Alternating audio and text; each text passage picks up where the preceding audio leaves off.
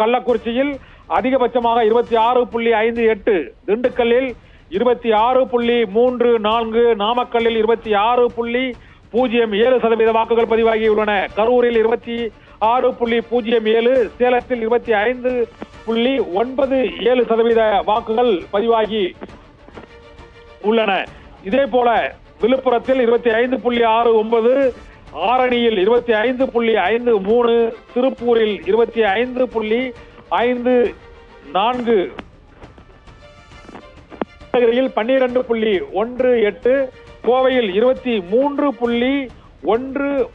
கோவையில் தமிழக பாரதிய ஜனதா கட்சியின் தலைவர் அண்ணாமலை மற்றும் திமுக சார்பில் கணபதி ராஜ்குமார் ஆகியோர் அங்கு களத்தில் இருக்கிறார்கள். அதிமுகவின் சார்பாக சிங்கை ரவிச்சந்திரன் அங்கு போட்டியில் களத்தில் இருக்கிறார். இதனால் கோயம்புத்தூர் தொகுதியை பொறுத்தவரை அங்கு கடுமையான போட்டி. கணபதி ராஜ்குமார், அண்ணாமலை, சிங்கை ராமச்சந்திரன் மற்றும் நாம் தமிழர் கட்சியின் கலாயுமணி ஆகியோருக்கு அந்த போட்டி கடுமையான போட்டி நிலவி வருகிறது. இந்த தொகுதி வாக்கு நிலவரங்களை பொறுத்தவரை தேனி தொகுதியில் அங்கு தங்க தமிழ்ச்செல்வன், டிடிவி தினகரன் ஆகியோருக்கிடையே கடுமையான போட்டி நிலவி வரக்கூடிய சூழ்நிலையில் தேனி தொகுதியில் 24.99% வாக்குகள் பதிவாகி இருக்கின்றன.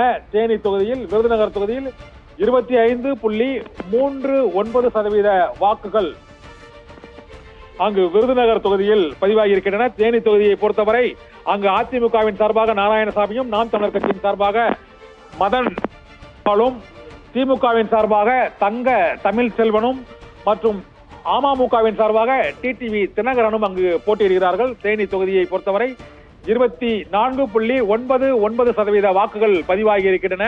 தூத்துக்குடியை பொறுத்தவரை 24.16% வாக்குகள்.